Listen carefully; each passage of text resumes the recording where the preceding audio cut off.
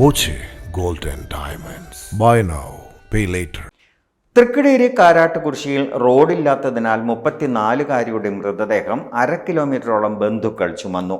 തൃക്കടേരി കാരാട്ടുകുറിശ്ശി വട്ടപ്പറമ്പിൽ ശ്രീലതയുടെ മൃതദേഹമാണ് ബന്ധുക്കൾ ചുമന്ന് വീട്ടിലെത്തിച്ചത്. മഴക്കാലമായതോടെ കാൽനടയാത്ര പോലും പറ്റാത്തത്ര തകർന്നു കിടക്കുകയാണ് ഈ റോഡ്. ഇതിനെതിരെ സമരത്തിനൊരുങ്ങുകയാണ് നാട്ടുകാർ.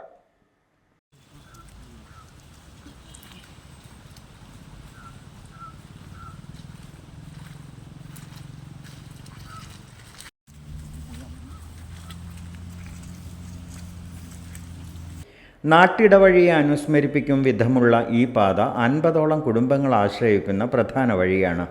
തൃക്കടേരി പഞ്ചായത്തിലെ കാരാട്ടുകുറിശ്ശി ഞെട്ടിശ്ശേരിക്കുന്ന് ഭാഗത്തു നിന്നും പഴയ പോസ്റ്റ് ഓഫീസിന് മുന്നിലൂടെ കിരാതമൂർത്തി ക്ഷേത്ര പരിസരത്തേക്കുള്ള റോഡ്. വാഹനങ്ങൾ ഇറങ്ങിയാൽ ചക്രം കുടുങ്ങുന്ന അവസ്ഥയാണ്. 10 വർഷം മുൻപ് നാട്ടുകാർ നിർമ്മിച്ച റോഡിൽ പിന്നീട് നവീകരണം നടത്തിയിട്ടില്ല. അതുകൊണ്ട് തന്നെ മഴക്കാലത്ത് ഈ റോഡിനെ ആശ്രയിക്കാനാവാത്ത അവസ്ഥയാണ്. രോഗബാധിതരെ ആശുപത്രിയിൽ എത്തിക്കാൻ പോലും കഴിയാത്ത സ്ഥിതിയാണെന്നാണ് പരാതി. അപ്പോൾ യാത്രാ സൗകര്യം എന്ന് പറഞ്ഞിട്ടുണ്ടെങ്കിൽ ഒരു മനുഷ്യന് ഏറ്റവും ബേസിക്കായിട്ട് വേണ്ടിയിട്ടുള്ള ഒരു സൗകര്യമാണ്. നമുക്കിപ്പോൾ ഹോസ്പിറ്റലിൽ പോകണമെങ്കിലും ഇപ്പോൾ കഴിഞ്ഞ ദിവസം ഉണ്ടായതാണ് മൃതദേഹം ഇത്രയും ദൂരം ചുമന്നു കൊണ്ടുവരേണ്ട ഒരവസ്ഥ. അതുമാതിരി ഞങ്ങളുടെ വീട്ടിലാണെങ്കിലും എനിക്കൊരു ചെറിയ കുട്ടിയിട്ട് 10 മാസമായിട്ടുള്ളൂ. ഇപ്പോൾ കഴിഞ്ഞ ദിവസം രാത്രി അവൾക്ക് ആശുപത്രി കേസ് വന്നപ്പോൾ ഞങ്ങൾ ഇവിടെ നിന്ന് വണ്ടി ഉണ്ട്, എന്നാലും വണ്ടി പോലും ഉപയോഗിക്കാൻ പറ്റാത്തൊരു രീതിയിലാണ് ഈ റോഡ് കിടക്കുന്നത്. ഞങ്ങൾ ഇവിടെ നിന്ന് അതുവരെ കുട്ടീനെ എടുത്തിട്ട് കരയായിരുന്നു. അവൾ രാത്രി കരഞ്ഞിരിക്കുന്ന കുട്ടീനെ ഞങ്ങൾ എടുത്തിട്ട് ആ റോഡ് വരെ നടക്കാനും പറ്റില്ല, ഓടാനും പറ്റില്ല. അങ്ങനത്തെ ഒരവസ്ഥയിൽ ഞങ്ങൾ നേരിട്ട് അനുഭവിച്ചു.